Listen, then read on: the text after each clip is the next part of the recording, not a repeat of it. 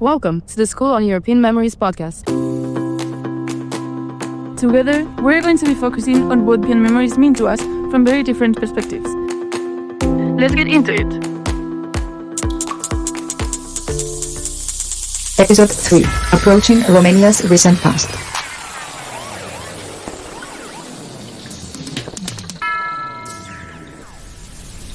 Welcome back to another one of our episodes of this podcast. Today, I'm your host. I'm Irene and I'm from Spain, and I'm going to interview a very special person. Thank you so much for the introduction, Irene. I'm Matilda, and I'm from Romania, from Bucharest, and I'm a political science student.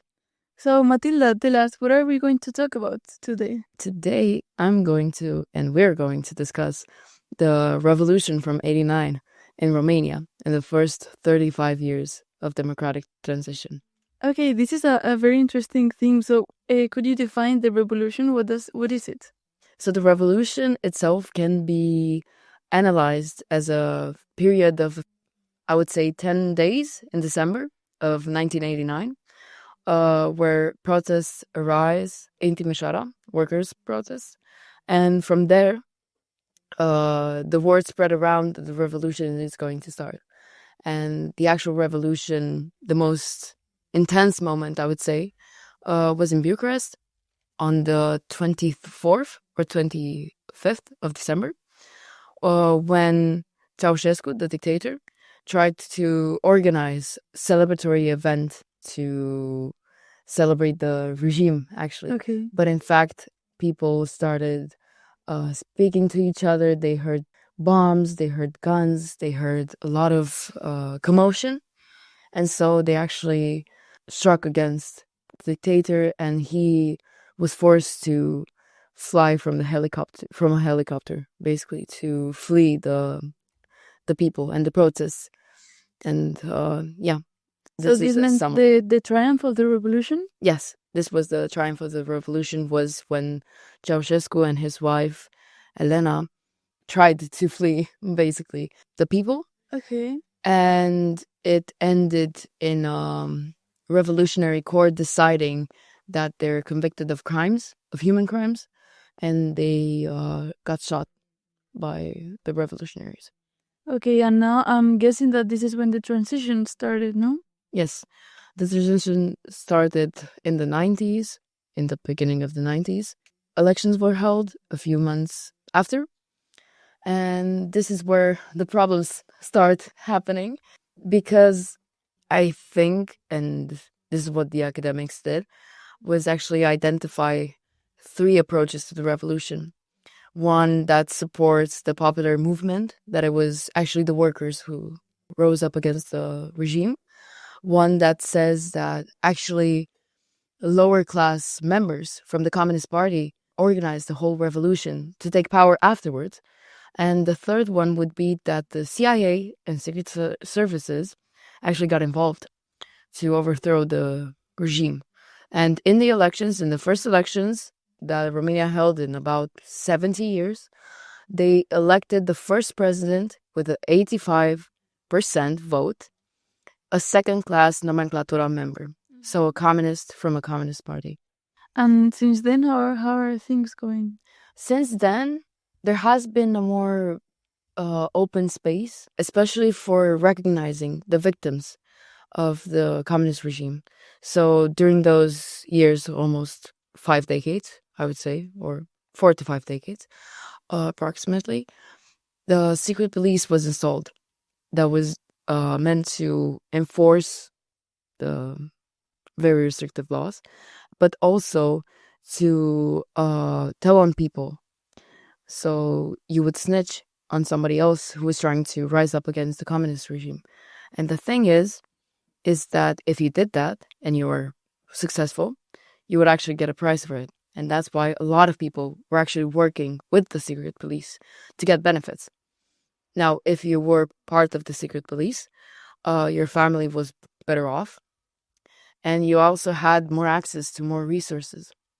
So it was quite common for a lot of families not to have electricity, not to have food, not to have heat.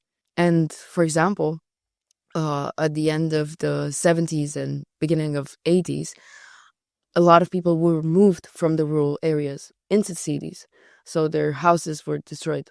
Based on that traumatic experience, there have been some monuments, I guess you could say, that have been built to remember political prisoners, for example, victims. They were not, I wouldn't say rewarded, but were granted some funds based on the attacks made by the Securitate, the secret police. Okay, so I feel this is really a very good example of how history affects individual lives. And because we're focusing on memories, I would like to ask you, who is holding these memories, these narratives? Because I feel like we can talk about contested memories here, Yes. contested narratives. As a fun fact, in the proclamation from Timișoara, they actually wrote an article that was supposed to ban all of the people who worked for the Securitate or were part of the Communist Party or had actually high positions in the Communist Party.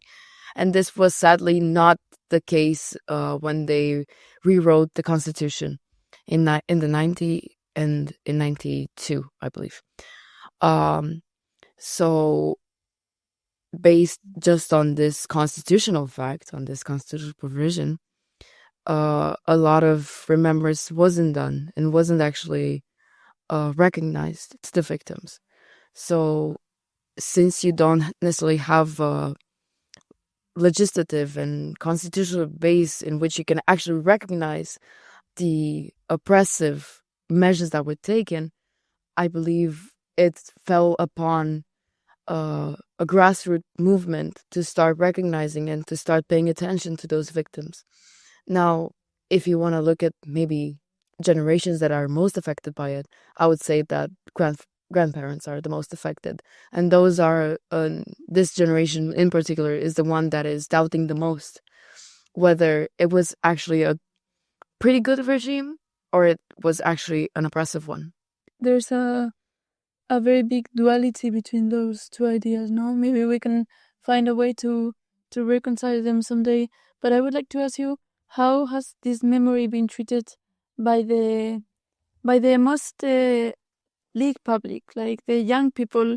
How do they feel about this revolution? Are they in contact with it, or is a very far thing? Recently, actually, the Ministry of Education has decided to introduce a subject called the history of communism. And I think it is supposed to begin the next year.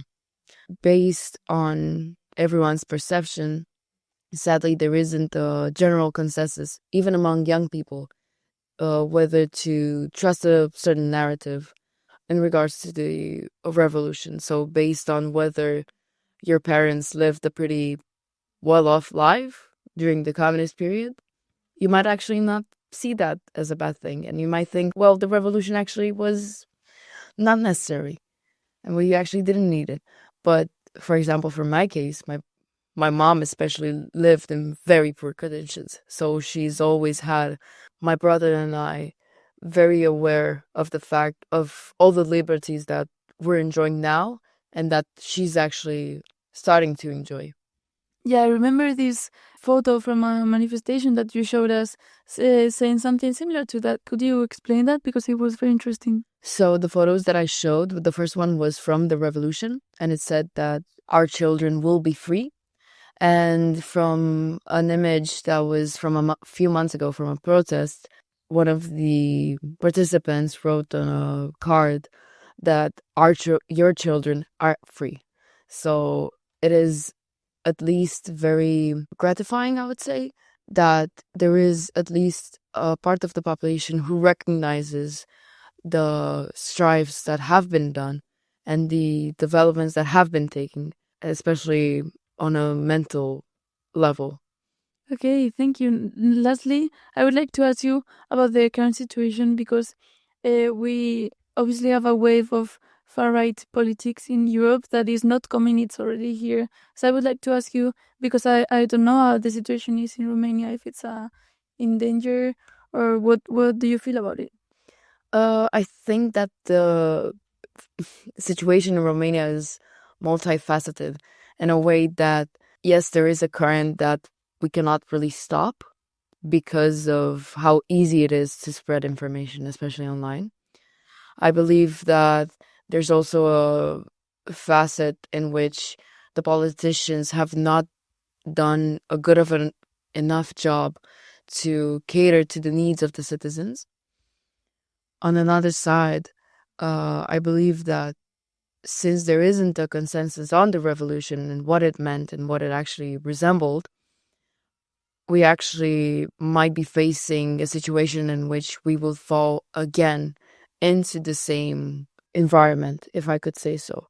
So to sum it up, I would maybe argue for more attention spent on the way in which the communist regime was actually involved in people's lives, and how much the revolution actually helped achieve so many of the things that, for example, I am capable of benefiting from.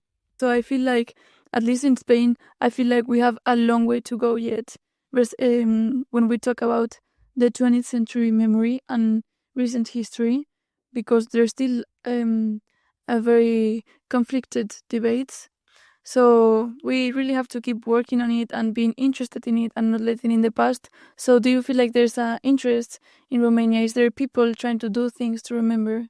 I think if you look at how NGOs act, I think it's the best example that there is still a very big drive to increase the interest of especially young people and to try and increase the participation of young people, even just in voting. Sadly, we don't see that big of an increase since the annual elections in November.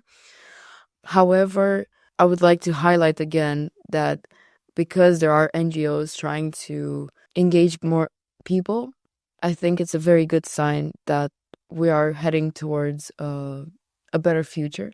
However, I would still like the government or the parliament to be more precise and more strict on enforcing these measures, not just letting this pressure and this big sort of responsibility fall upon just a few organizations. Okay, and there's this recommendation that you have about an exhibition, no? Actually, for a couple of months, there's an exhibition that was created by a handful of journalists and a lot of people who shared the photos and their objects to present the democratic transition of 35 years. So it goes through all the phases from the last Ceaușescu interview of him addressing the population. It goes on to the election, for example, of the first liberal president and how he started the talks of joining NATO and everything that came after that, the ascension to the European Union, and how people went from a very bad early stage of poverty right after the revolution to try and be maybe on the same level as the average European citizen. So I think it's a recollection of memories, a recollection of hopes and dreams that have been achieved for a lot of the people, and especially the revolutionaries. I think it's a gift to them in some sense. Okay, thank you so much. It sounds super interesting, and I would love to see it if I go to Bucharest. Thank you so much for interviewing me. Okay. It was a pleasure. Yeah, you too. Goodbye. Idea, recordings and edition, Cesc Mainzer and Fernanda Zamuzi. Music and sounds, freesound.org. All episodes recorded at the Jean Monnet House on May 7, 2025, during the Third School of European Memories.